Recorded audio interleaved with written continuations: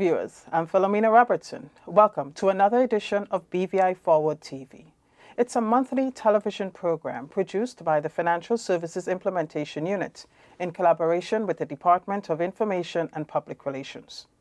BVI Forward TV is part of the Awareness and Education Campaign designed by the FSIU in keeping with the BVI Forward initiative to engage the population. Our goal is to create greater awareness of financial services and to ensure that every resident of the BVI makes a personal connection to the industry. In today's program, we focus on the subject of regulation. I'm sure you've heard many times that the financial services industry in the BVI is well regulated. In the words of the Premier and the Minister of Finance, Dr. the Honorable D. Orlando Smith, OBE, the BVI has built a regulatory regime that is of world-class standards. In a statement made in the House of Assembly earlier this year, the Honorable Premier said, the people of the BVI should be confident that the BVI is a jurisdiction of the highest integrity. It is a fact that is anchored in long-standing reality, he said, that the BVI has complied with every international rule pertaining to transparency and exchange of information. In the BVI, the regulatory authority is the Financial Services Commission. The FSC is an independent body that is responsible for the regulation, supervision, and inspection of all financial services businesses. While the FSC is the regulatory authority, it does not work in isolation. There are other stakeholders who are also involved in various aspects of regulation and compliance. In a nutshell, this is how it works. The government is responsible for creating the policy for the overall strategic direction of the financial services industry. The FSC, as the regulatory authority, then determines what regulation is necessary to achieve that policy direction and enforces it, while the industry players are the ones engaging in daily processes such as Know Your Client or KYC to ensure that they are in compliance with established regulation. In today's program, we have the Permanent Secretary in the Premier's Office, Mr. Broderick Penn, the Deputy Managing Director of the FSC with responsibility for regulation, Mr. Kenneth Baker, and representing the industry, Ms. Sabina Clement, who is Managing Director of Intertrust BVI. Ms. Clement is also one of the BVI Forward endorsers. Welcome, lady and gentlemen. Mr. Baker, I'll start with you. As a representative of the regulatory authority, can you start a discussion by providing a more detailed explanation of the concept of regulation and why it is important? Okay, thank you for that question. Regulation, in essence, is the enactment of legislation, then the implementation of that legislation, then the whole concept of then enforcing the regulations to ensure compliance. And then the Commission is responsible for ensuring that the regulations is implemented as intended. Now, it's important because we operate in a global environment, and in that environment, there are established international standards by which we should play. And we have to make sure that the activities that we conduct comply with those international standards. Because on a regular assessment, just as children are tested in school, we are tested to ensure that we are complying with the established international standards. Okay, so you perform in the local space, but you have to meet the international rules of the game. That's correct. Okay. I think that has given us a clearer understanding of the concept of industry regulation. What I want each of you to do now is to provide a detailed description of the role, Mr. Penn, in your case, of the government, Ms. Clement of the industry, and you, Mr. Baker, from the FSC perspective, the specific roles of your different agencies in the concept of regulation. Okay, thank you, Ms. Robinson. I think it's important to say from the outset that government does not regulate. Often people think that government regulates, and it's important to recognize that that's effectively a default function to the Financial Services Commission. What we do is we set the policy direction for regulation, and invariably it involves financial services regulation. Perhaps, to put it succinctly, the key role that government plays as it relates to regulation is that we are the executive branch that makes the decisions in terms of passing the laws, invariably through cabinet and then on to the legislative council. So I think in a nutshell, that's the role that government plays. We set the policy direction and we act as the executors to be able to pass the laws. Okay. Ms. Clement, from an industry perspective? Certainly. Well, from the industry side, we are actually the ones who are then responsible for taking the policies created by the government that's translated into the regulations put in place by the FSC. And we then have to understand and implement that into our everyday policies and procedures in delivering services to the clients. So in other words, we are the ones who actually bring all of this together and actually make it happen from a practical perspective. And that gives us the role of sort of gatekeepers to the industry. So we're the ones standing guard at the gate, putting these policies in place, ensuring who gets through the gate, who doesn't, and if there is a threat, that we sound the alarm to ensure that that person does not get in, and we report back to the various agencies. So we actually are the hands-on aspect of all of the regulation that's in place. Right. Mr. Baker, you started by giving us, that broad definition of regulation and how it works. Now, tell us a bit more of the role of the FSC in all of this. Well, let me start by saying there are two aspects of regulation. One is, so we sometimes use the word regulation and legislation interchangeably. One is product regulation or legislation, and the other one is prudential regulation and legislation. Now, once the government makes a decision to, or the policy decision to implement certain legislation, that then is passed on to the Commission, who then goes about the process of drafting the framework of what the legislation should contain in it. Once that is done, it goes back to the government, and it goes through the enactment process. It goes to the cabinet process and to the House of Assembly. Once the legislation is then enacted, then the Commission is then charged with the implementation of that piece of legislation or regulation. And once implemented, at some point in time, we then go back and check with the industry to ensure that they are implementing it in accordance with the expected outcome. Now, on the product legislation or regulation, that emphasis usually comes from the industry, the private sector. They're the ones who determine what new product legislation should be implemented. It then goes to government, and the process continues. On the prudential aspect of it, the Commission determines that based upon the international standards. As new international standards come out, we look at it and we determine how best this should be implemented and translated into BVI legislation. We then go about that process, and then we consult with the industry to make sure we achieve the proper balance, and then it's implemented. Okay. Government charts the policy direction. The FSC creates and enforces the necessary regulation, and of course there's the product regulation that's, as Mr. Baker explained, is spearheaded by the industry as well. But how do service providers in the industry ensure that there is compliance with the established regulation? For, as you mentioned, you are the gatekeepers of all of this.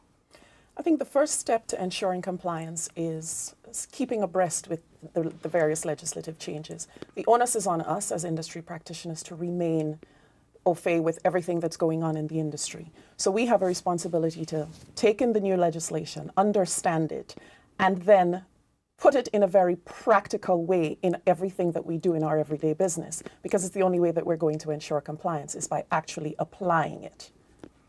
You speak on behalf of your company, but from an industry perspective, are we seeing, that across the board, really? I mean, you've been in the industry for quite a while. I'm sure you interact with, your colleagues in the industry. Are we seeing that general thing across the industry? I'd say generally, yes. It is in every practitioner's best interest to ensure that they do. And I think, given the current environment, everybody is keen to remain compliant. The FSC is our watchdog, and they have oversight over everything that we as practitioners do. And we don't want to fall afoul of the FSC. So, but not only that, we also, any reputational risk, any damage is not necessarily a damage just to our respective businesses. It's a damage to the entire industry. It's a damage to the entire jurisdiction. So we all have a vested interest in ensuring that we comply so that we can then be seen to be doing the correct thing from every aspect. Okay. Mr. Penn, what is the government's policy re financial services? Now, we understand the importance of the industry, and the existence of BVI Forward is really evidence that the government is committed to reinvigorating the industry and ensuring its sustainable development. Mm-hmm. But what is the overarching policy as it relates to financial services? Well, I think the government wants to see a growing and diversified financial services industry. Bottom line, we want to have a transparent industry, and we want to have one that is compliant with international standards. We want the industry to be grown and diversified in a way where it continues to benefit Virgin Islanders.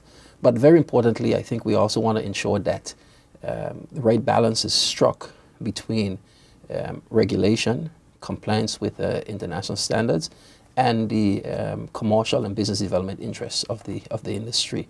Because unless we strike that balance, we won't be able to achieve the type of growth, diversity, and benefits to Virgin Islands as we're seeking to desire. Okay.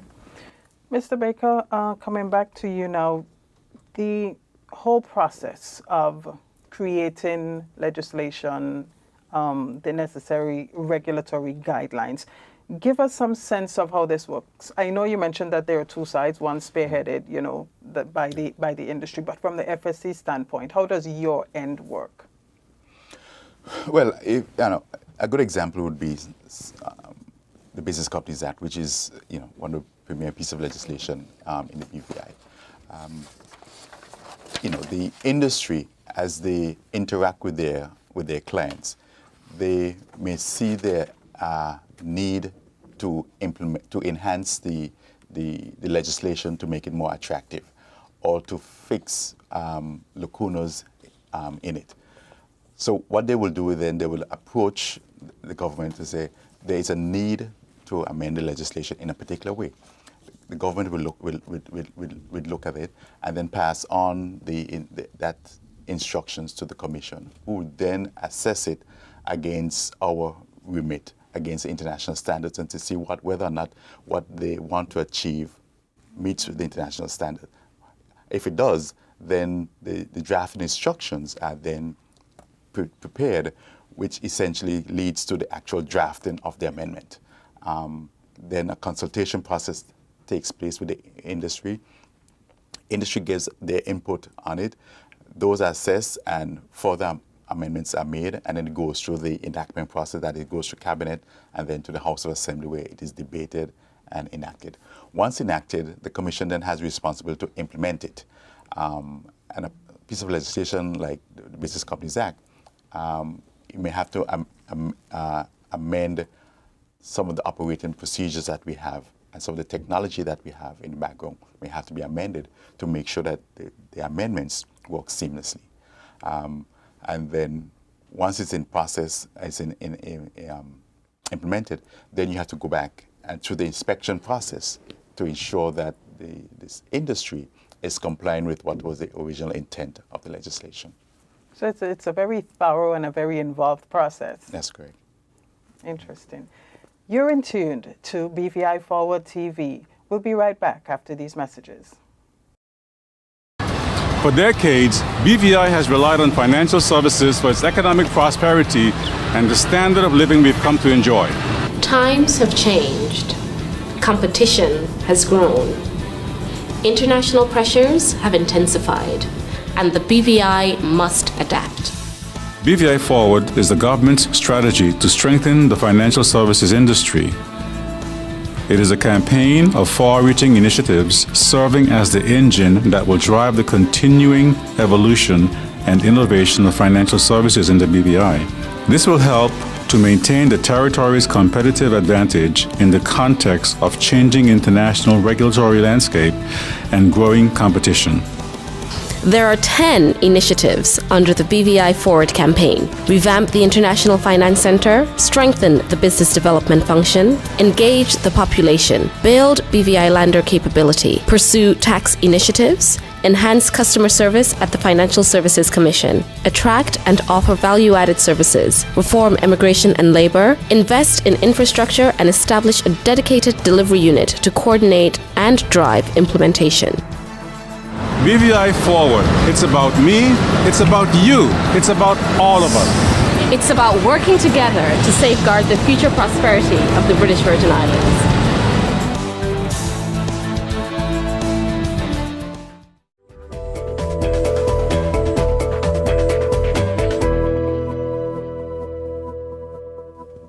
Welcome back to BVI Forward TV. I'm Philomena Robertson, and with me today we have the Permanent Secretary in the Premier's Office, Mr. Broderick Penn, Ms. Sabina Clement, Industry Representative, Managing Director of Intertrust BVI, and Mr. Kenneth Baker, who is Deputy Managing Director of the FSC with responsibility for regulation. And today, the subject on BVI Forward TV is regulation. If you're just joining us, do stay with us. There's lots more to talk about. Now, one of the key marketing points for the BVI is that we're a well-regulated jurisdiction. I mentioned that, in my opening statement, the Premier, I quoted, the Premier in saying that. I mean, it's a key selling point for us. But what does that really mean? What should the ordinary person get from that statement? Saying that we're well-regulated, to me, means that we have all of our regulation and all of our legislation has come under scrutiny from all of the international agencies and has actually satisfied and passed muster. So we have the right regulations in place. We have the right laws in place to ensure that the industry is well run. But also we have a proper structure in place on the ground to ensure that it does actually run the way it is legislated. So we have the FSC and we have the Financial Investigation Agency as a reporting authority, as well as the industry practitioners who all have a role to play in this regulatory space and in ensuring that the industry is well run. But I think more importantly is the fact that we constantly are looking ahead. We're constantly looking at changes in the environment, and we're adapting our legislation to suit. And I think that is one of the key components of being a well-run jurisdiction. Okay, gentlemen, anything to add? I think Sabina is exactly right. She actually sounded like a regulator and a government official. I think the only thing I want to reemphasize in terms of what she said is that there is a partnership. A lot of times when you think about regulation, you really either think about government or you think about the FSC, to be more correct. But she appropriately pointed out that there is a wide stake holding group that includes other agencies, FIA, police, private sector organizations beyond the individual firms and the regulator, all who come together to ensure that we do have a well-regulated jurisdiction. And, sometimes people question why we always say it. It's a fact. So we should say it.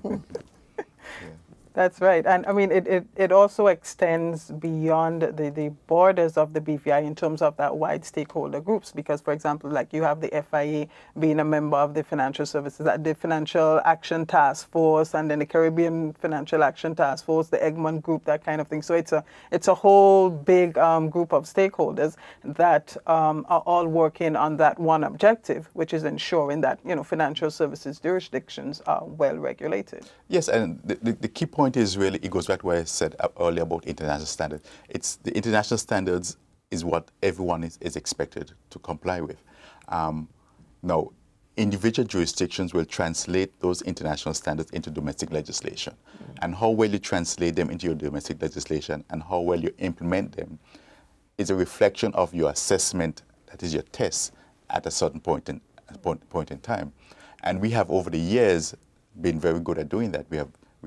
We've understood the international standards, we have translated them into domestic legislation, we've implemented them according to the expectations, and then assessors have come in it is an independent organization and looked at what we have done and found that we have done it according to expectation. We have had a very high marks in that subject. So it's not just a matter of us, that is the jurisdiction determining we need this piece of legislation. It's usually driven by changes in international standards, which we then implement through domestic legislation. And I suppose an important piece to add is that when those assessment takes place, whether by the international standard setters or internally, once gaps are identified, we move very, very quickly to try to remedy those gaps. And I think that's an important aspect of being well regulated, being able to have the flexibility and the nimbleness to correct where there are deficiencies. And it's something that the BVI does very well. Okay. I mean, we are leaders in the industry, right? Yes. We have so many others looking to us. Lots of competition, but we stay ahead of the game, don't we? That's correct. Now, what are the key pieces of legislation, that are critical, you would say, to having this well-regulated jurisdiction that we have? You mentioned the BVI Business Companies Act. I think that's the basis on which all of this emanates from. What are there any other key pieces of legislation? Well, I think to start off, really, the most important one for us as the FSC is the Financial Services Commission Act. We usually refer to it as an umbrella in legislation because it creates the commission and it creates the powers that the commission has to exercise. Two of our important functions really is a licensing process. That is how we allow new service providers into the industry. And then you have the enforcement process. How do we take corrective actions when things go wrong? So the Financial Services Commission Act is one of the most important pieces of legislation.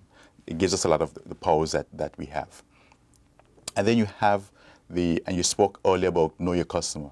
The anti-money laundering regime is very important because that is the mechanism that we use to identify clients and to collect all the information that is needed, that in the event that something goes wrong, we know who is behind a particular account or a particular company.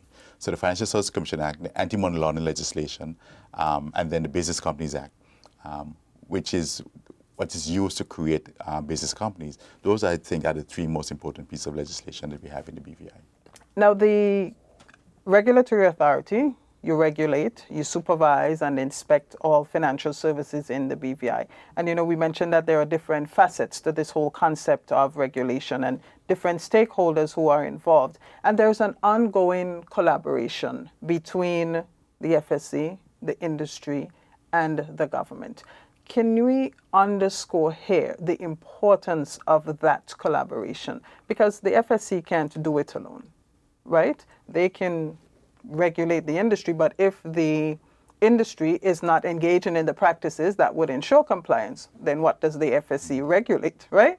And if the government does not set the policy direction, then where are we going? What direction are we going? What path are we following?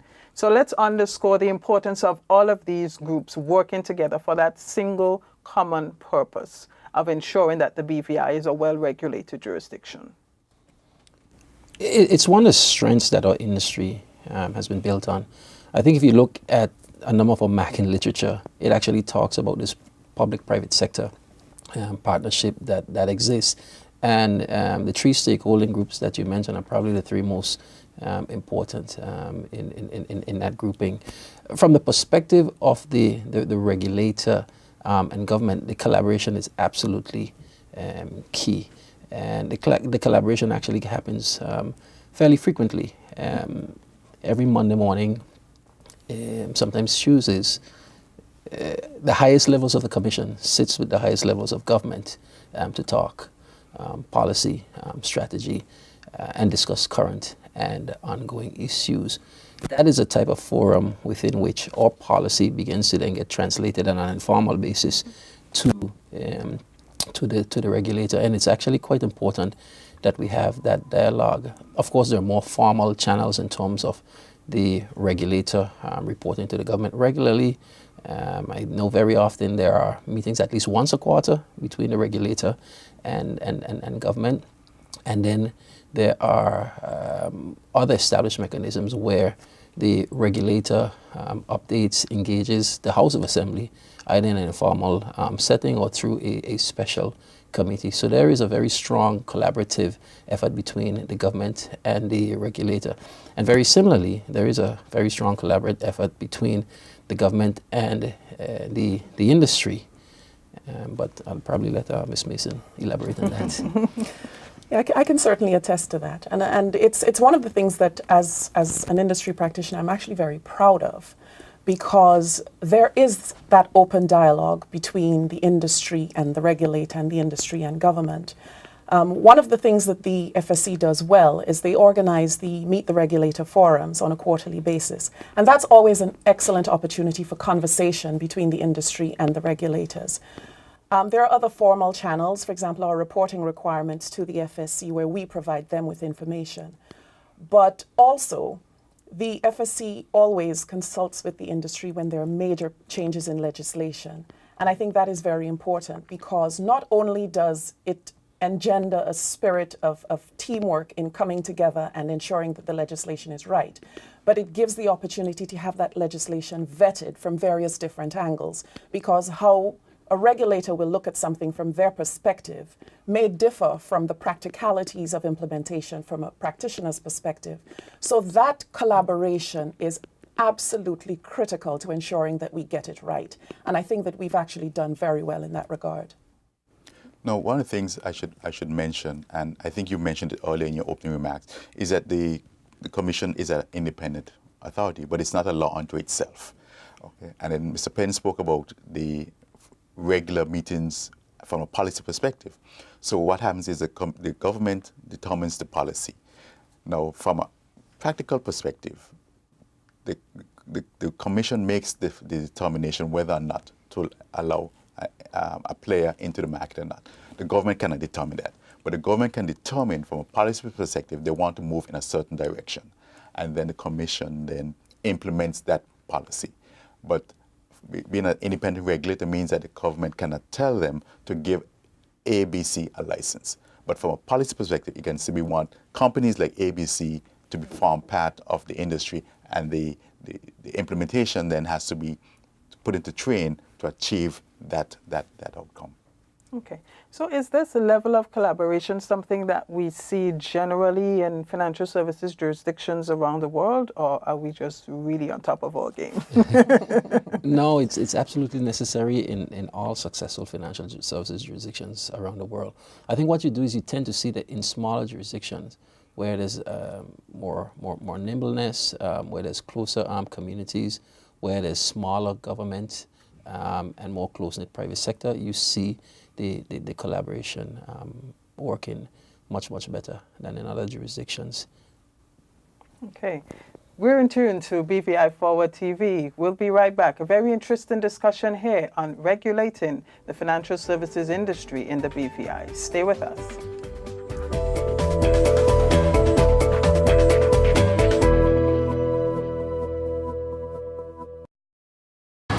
For decades, BVI has relied on financial services for its economic prosperity and the standard of living we've come to enjoy.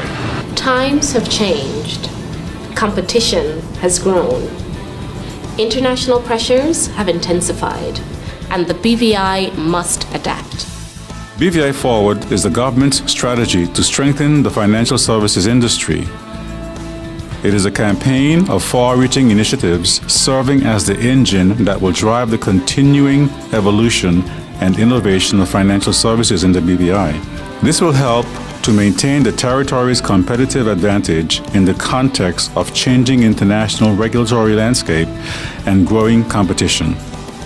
There are 10 initiatives under the BVI Forward campaign. Revamp the International Finance Center, strengthen the business development function, engage the population, build BVI lender capability, pursue tax initiatives, enhance customer service at the Financial Services Commission, attract and offer value-added services, reform immigration and labor, invest in infrastructure, and establish a dedicated delivery unit to coordinate and drive implementation. BVI Forward. It's about me, it's about you, it's about all of us. It's about working together to safeguard the future prosperity of the British Virgin Islands.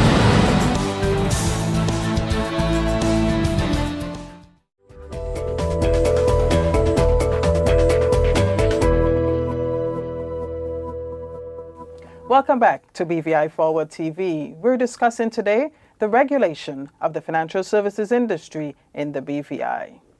My guest today, Permanent Secretary in the Premier's Office, Mr. Broderick Penn, the Deputy Managing Director of the FSC, Mr. Kenneth Baker, and the Managing Director of Intertrust BVI, one of the BVI Forward endorsers, Ms. Sabina Clement.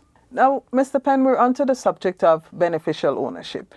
It is one that has become the topic of conversation in recent times. Can you explain to us the concept of beneficial ownership and what is the BVI government's position on beneficial ownership? Okay. Beneficial ownership really refers to who owns companies in the simplest term. It could be who own other entities, but what we're really talking about in the context of BVI and the general discussion on beneficial ownership is who own companies. Who is the individual at the end of the chain of any ownership structure? And this really revolves around the whole concept of transparency. There is a global movement for greater transparency in the financial services industry, especially as it relates to the ownership of companies and trusts.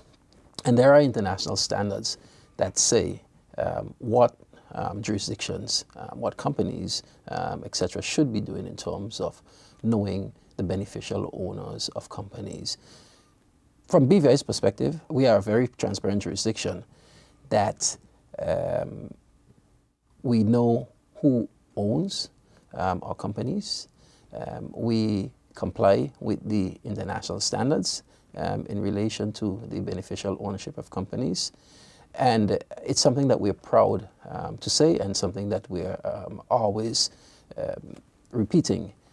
Now, we have been regulating financial services for the past 30 years or so. And we've seen a number of evolutions in our regime. What we've done recently is try to make our regime more efficient in terms of the sharing of beneficial ownership information. But we operate a regime where we regulate corporate service providers, trust companies such as the one that Sabina works at. And those trust companies have a very specific role when it comes to identifying the beneficial owners of companies and maintaining the information on the beneficial owners of companies. That's a model that we believe works. There is an active dialogue now about how to improve transparency, but we believe that the model that we have works well. It fits with the international standards, and where necessary, we've made changes to it to actually improve the efficiency of being able to share that information. So the long and short is that BVI is a very transparent jurisdiction and one that complies with the international standards on beneficial ownership. Right. Before I get comments on that from Ms. Clement and Mr. Baker, I want us to address quickly the conflict between transparency and privacy. It is something that we in the BVI expose as one of the cornerstones of how our regime works. Everybody in the world has a constitutional right to privacy. For some people, privacy is more important than others. There are people that use BVI structures that require privacy or greater privacy because of a number of reasons. Safety reasons, trying to protect their intellectual property, trying to protect their own lives, for succession planning, etc. A number of things why privacy is actually important. On the other hand, there must be transparency. There must be transparency, particularly as it relates to being able to share information with law enforcement and competent authorities. So on the one hand, because people have an inherent right to privacy, and there are a number of legitimate reasons why people want that privacy, we appreciate that we need to have a regime that has that embodies within it.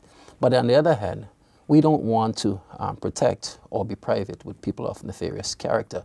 And that's why we think it's important that within the context of law enforcement, competent authorities such as tax authorities and regulators we should have the right level of transparency to be able to share information either internally, domestically, or externally. So it's really about having a balance to both of those things. Excellent. I think we've clarified that conflict there that has also, been part of the conversation whenever you speak of beneficial ownership. And now I'll go to Mr. Baker and Ms. Clement for the industry and the FSC perspective on the subject of beneficial ownership. Well, from the FSC's perspective, access to beneficial ownership information has always been something we achieve because and that is what the AML legislation, anti-money laundering, is about. It's knowing who your customers are. What has recently changed is the requirement to have all that information on island in the BVI, but we have always had the access to the information. Whenever a request are made, certainly from another competent authority, we have always been able to access that information and pass it on. Now, the model in the BVI is that we have the business is essentially segregated in two camps. One is end-user business, where the ultimate user of the companies have a relationship with a trust company in the BVI. The other model is where they can have that relationship through an intermediary, that's a third person who is not in the BVI. And so historically, the information with respect to end users has always been in the BVI. The information with respect to introduced business, as is normally referred to, has not always been in the BVI. But what has changed with the recent amendments is to require that information to be kept in the BVI as well. Okay, so it's just basically having that information right at your correct. fingertips, Yes. in the event that there is a request from a competent authority. That's correct. Yes.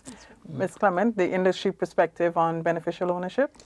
Yeah, from our perspective, I mean, transparency is a good thing. We're not going to argue that. We are pro-transparency, but like Broderick mentioned, we need to ensure that we strike that balance and ensure that while being transparent, that we're actually maintaining people's right to privacy, because that is an inherent right.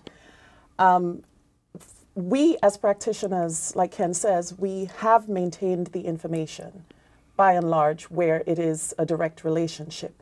And for those of us with introduced business, there's always the ability to have access to that information. And with that changing now, everything is now has to be on island. And I think the fact that we have the legislation in place where, if called upon, that we produce that information to a competent authority rather than have it in the public domain open to the world at large, I think that is very dangerous. So I do think that we've actually managed to strike the right balance and that we have the right procedures in place, that we can be transparent but still maintain privacy. And let's face it, the standards that are being imposed on us as far as the beneficial ownership information is concerned, it is disproportionate to those very nations who are pushing the agenda. Now, you're a service provider, and of course you, in all of the guests here today, you would be the one who interfaces with clients on a regular basis. What sort of feedback have you had from clients as it relates to the issue of beneficial ownership? We've had mixed reactions. We've had clients who, quite frankly, are unfazed by it because, particularly institutional and corporate clients, they have sought tax advice in setting up these structures that involve an offshore component, and they are pretty sure that they can stand the scrutiny. They've done the right thing. So a lot of them are unfazed, but there's also a lot of fear. There is fear of people's personal information suddenly being thrust into the public domain. There's fear of undue scrutiny from tax authorities. There's fear of public shaming of persons for simply choosing to do business in an offshore jurisdiction. So there's quite an array of feedback that we've been getting on that front. Okay. Mr. Penn, are we pretty much settled as to the subject of beneficial ownership, or are we likely to see further developments? In regulation, you're never well settled. Regulation is an evolving thing. I think if you look back over the 30 plus years we've been in this business, you see an evolution from one phase to the next. even within the subject area of beneficial ownership, we're not settled. The FATF sets the international standards in relation to beneficial ownership. But what we've seen lately is an emergence of other nations with their own transparency agenda or other quasi-standard setting bodies pushing different agendas on beneficial ownership. The prime example is the UK. The UK, a few years ago, probably about 2 years ago, decided that they want to put in place the concept of a public register for the UK. And they've sought to have the BVI and other CDs and OTs, etc., come along, because effectively they want to change the global standard on how beneficial ownership information is held. And while they recognize that that is a matter for them and they want to change the global standards, they've appreciated that there are other models, including the ones that we have here in the BVI. But notwithstanding, there are still other variations of the models on beneficial ownership that they continue to push. Recently, they've started to engage with us and the rest of the world on the concept of automatic exchange of beneficial ownership information. So I think as you look around, you see that it is ever-changing, and I think it's always going to be ever-changing. Somebody is always going to push the standard for greater transparency. Whether what they're proposing is right or wrong, I think the jury is out on that. At some point, it's going to coalesce into a new international standards, probably promulgated by FATF or OECD or one of those organizations. Then we'll be settled for a while, and then it'll probably start all over again. Right. Yes, it is in fact an evolutionary process, you know, that subject of regulation. I think I do recall from the launch of BVI Forward back in 2015, our guest speaker at the time, you know, he made mention of the fact that the goalposts, they're forever changing. You know, so when you score that goal today, in the next 6 months, you know, you have to go to kick that ball a little further to accomplish, you know, that same goal. It's an interesting and dynamic area. Right, but with the collaboration among the sectors represented here, we do what we have to, right, to maintain what we need to. What is the cost of all of this? There has to be a cost to compliance, to regulation. What's the cost for the regulator? What's the cost for the industry? From the regulator, the cost is multifaceted. One is the cost of implementing the legislation, cost of having the resources in place to go out and conduct the assessment to determine whether or not the implementation is being effective, and the cost, there is a cost to the industry to have people in place to do the work as well. So it's a cost all around. We can't escape that. What we have to try to ensure is that the cost does not come disproportionate to the benefit derived from the process. Because if you over-regulate, that at some point in time you have a diminishing return and there's nothing to regulate. And so we strive to strike the right balance of not over-regulating the industry. Ms. Clement? I think Ken's hit the nail on the head. Certainly for us there are implementation costs. So the cost of actually putting the structures in place to ensure that the compliance regime is properly run, you know, from hiring compliance officers and personnel to ensure that things get done as they should. There are also IT costs because we need information systems to be able to manage that data, to be able to constantly review that data and ensure that we're remaining compliant. So yes, it does come with a huge price tag, but I think for the moment that cost can be justified, and it so far has not outweighed the benefits, because there's a direct benefit to your business to ensuring that, one, you remain compliant, and two, that you're attracting the right business, because without it, we could very well all be without jobs. So yes, we recognize that it is a huge cost, but it's a good cost. Okay. And does the fact that the regulatory environment is an evolutionary process, does that create a cost burden for companies like yours? Absolutely. It's not even merely just a financial cost, because every time there's a new regulation, we have to then change our processes to ensure that we're compliant and that we're checking all the right boxes and doing the right things. But sometimes that regulatory change might actually cause us to stop and have to reassess our entire portfolio to ensure that, there aren't any areas of exposure on account of this new regulation. And that time cost is time that could actually be spent doing something that brings in revenue. But it is essential, and it's something that we simply have to do. Right.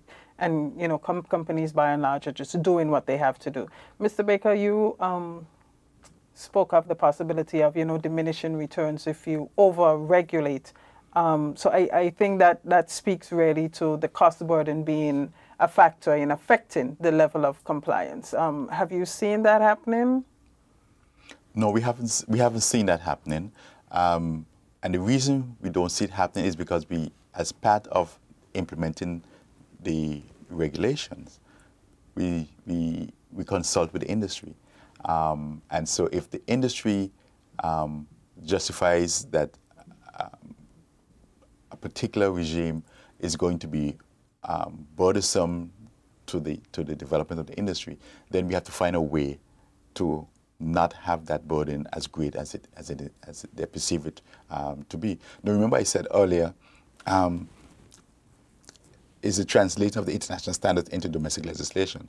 Now, everyone does the same thing, but we do it in different ways. And part of the process is to ensure that the way we implement the legislation is at a lower cost than the benefit that's going to be derived from it, and to show that to ensure that it does not create a negative impact on the jurisdiction. It's a fine balancing line that we walk to achieve the outcome. So there's a lot of balancing, and here again, we underscore that collaboration that is going on between all of the sectors involved. Mr. Penn, I think you will. Yeah, I wanted to make the point, because I noticed you directed the question of cost to the industry and to the regulator. I wanted to make the point that government probably carries the most significant cost when it comes to regulation. From a policy development perspective, there are significant costs involved. Putting units in place to be able to facilitate the policy development, to be able to facilitate compliance with certain international regulations. When we talk about regulation in the financial services industry, we don't only talk about regulations as it relates to financial services products, etc. There is the offshoot, the whole issue of tax regulation. For example, over the past 3 or 4 years, we have had to build a very important unit within government, the International Tax Authority, that costs us substantial sums in terms of human resources, systems, etc., in order to be able to share information with other competent authorities. We've had to build units like the one that you work with, the Financial Services Implementation Unit. And while that it is not directly attributable to regulation, it's attributable to BVI having to reinvent itself. Similarly with BVI Finance, we've had to significantly develop the resources of that unit, change its mandate. In fact, we're moving it to a private sector driven type organization. The consulting that happens within government, the travel cost that's associated with going away and negotiating with national governments. And Sabina spoke about the hours that it costs the individuals that are actors in that space to be engaged in regulatory development, negotiations and so forth, that's a significant cost. And then I suppose the one that's the most alarming to me, the cost of not getting this right. That is significant. The perception that comes from getting it wrong, that is significant. It goes back to Ken's point about the diminishing returns. So I think that there are significant costs to government and the jurisdiction outside of the specific and direct costs to the regulator and companies. Right. So there's obviously, significant cost involved in the whole process, but it's something that we simply can't escape. We can't escape doing what we need to do to be able to survive in the competitive space and ensure that, we have an industry that we can continue to rely on. It has served us well for 30 plus years, so we have to make sure that that continues. What are the challenges that we face going forward that can affect the industry from a regulatory perspective? I think one of the challenges that we will face is the whole issue of the evolution of this industry and being able to keep a pace with it. Because of BVI's nimbleness, we usually do, but we've seen that the changes are gathering more steam. They're coming from different perspectives. They're becoming more multifaceted. And one of the challenges that brings is the human resource capacity to be able to deal with it. Traditionally in the BVI, some of the greatest resources for financial services lies with the Financial Services Commission. As a former regulator, that's where my expertise in financial services developed from. The other side is a client-side expertise that lies within the industry. In government, there's very limited resources in terms of financial services. So for government, I think we are going to have a capacity issue when it comes to dealing with these challenges. That's why it's important for us to have that collaborative approach with the regulator and the industry. I am personally beginning to see a lot of young talent out there that is very engaged on these issues, and I am very hopeful in terms of finding some ways to be able to bring them on board and into government so that we can actually develop capacity within government to be able to fight these issues more effectively, especially where we need to be engaged on the international stage. Okay. Ms. Clement? I certainly agree with that. I think one of the major challenges indeed is the capacity and the depth of that capacity that we have here on island. We know that a huge portion of industry practitioners are from different parts of the world, and that makes for a somewhat transient workforce. And so that in and of itself, while it has its benefits in that you bring in external expertise, it also has its limitations in terms of longevity of that depth of expertise. So I think we certainly need to ensure that we build capacity that is here to stay in order to remain ahead, because it is essentially a game of staying ahead. I think all three of us will probably hit on the same issue, which is capacity. Certainly from the regulator, having the capacity to be able to understand the international standards and to translate them into your domestic legislation is a challenge. It's a challenge for us. It means that we have to have resources that has different skills. As Project said, because there are more than one issues coming to you at the same time. Where in the past you can juggle 2 balls at the same time. As more issues come, you have to juggle 3 and 4 and 5 things at the same time. It means then that the people you have to negotiate for you cannot be in multiple places at the same time. So you have to develop your resources to be able to deal with issues simultaneously, and to be able to translate them into the necessary infrastructure in order to accommodate the developments that we see emerging. Okay. So there are definitely challenges ahead, but I do believe that we're well poised to face those challenges head on. Yes. Yeah. Yes. Are we where we need to be? And if we're not, how do we get where we need to be? Well, I think when the government about a year and a half ago took a critical look at the industry, we recognize that we're not where we need to be. We're not where we need to be because we need to develop what we call greater substance if we are going to survive long term in this industry. Right now, BVI is sort of a product jurisdiction where the business company is a core of what we do, and then the volume of business companies that we do is what sets us apart as a jurisdiction among other financial services jurisdictions.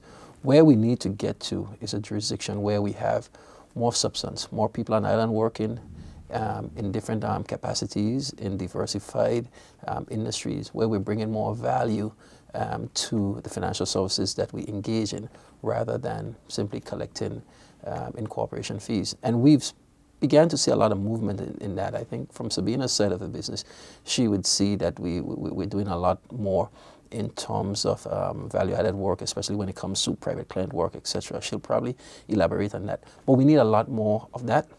We need to develop greater expertise so that we can have brick-and-mortar businesses in the BVI, people that are attracted to come here and physically set up, because there's going to be a lot of add-on and spin-on benefits.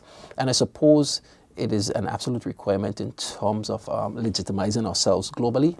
When people look inwards and they see that we're a company jurisdiction primarily, a negative perception comes with that. But if we develop greater substance, bring more value added to the table, then we will legitimize ourselves even more within the global financial services space. Okay. I certainly couldn't say this any better. I think Broderick is absolutely right. We do need to be able to diversify and to offer value-added services because particularly when we compare ourselves to some of the quote-unquote better known jurisdictions, for example, Cayman or Jersey, one of the key differences is exactly that they do have those value-added services. They have the expertise on the ground to be able to provide those services, and that is one of the things that we're lacking. So I think we've taken a step in the right direction in terms of stopping and taking a look at where we are and assessing to see where we need to be. So I think we are on the right track. It's now a matter of implementing those changes to ensure that we get to the next level. Right, and the mere fact that we have BVI Forward in existence, it shows that we are cognizant of where we are and what we need to be doing to get to where we want to be. Precisely. As it relates to financial. And I have to commend the BVI Forward initiative, because what it has done is not simply looked at the industry in isolation, but it has taken on a holistic approach to correcting everything that we've identified that needs to be moved forward. So that's been an excellent initiative. Thank you. Yeah, and I mean, Broderick and Sabina is touched on some very key important points. There are some other ancillary services that are equally important. So places like the Financial Investigation Agency, we need to strengthen that to be able for it to continue its mandate. Institutions like the Commercial Court, which is very important to the jurisdiction for settling international disputes. We need to strengthen that as well. Have more judges here in the BVI. The development of the International Arbitration Center, which is another institution which will bring substance to the BVI. You can come to the BVI and have your dispute adjudicated.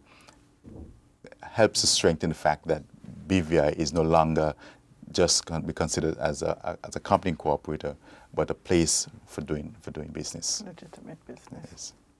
Well, thank you very much, ladies and gentlemen. That brings us to the end of another edition of BVI Forward TV. It has certainly been a pleasure being your host, and a hearty thanks to my guest today. It has been an enlightening discussion. I hope for you, the viewers, that you've been able to learn quite a bit about regulating financial services in the BVI. Now, the aim of BVI Forward TV It's part of our education and awareness campaign, and we want to ensure that you, the members of the public, develop a better understanding of financial services, and to also enable you to make that personal connection to an industry that is largely responsible for the quality of life that is afforded to us here in the BVI. I am Philomena Robertson. Thank you again for joining us, and be sure to tune in to BVI Forward TV again in the future.